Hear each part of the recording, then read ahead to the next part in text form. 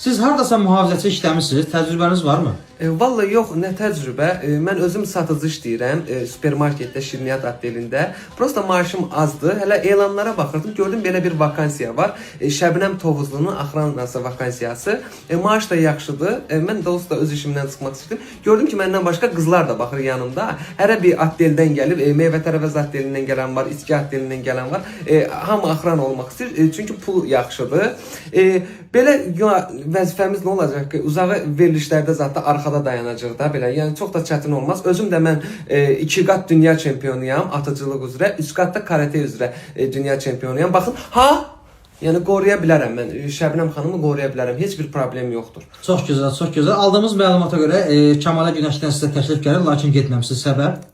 Bəli, mən danışanda mənə təklif gəldi. Prosta arxada dayanmaq lazımdır axı. Mən arxada dayana bilmədim. Gördüm ki, yox, bunda alınmır. Amma Şəbnəm xanımın mən axranası ola bilərəm. Çox gözəl, sağ olun. Sağ ol.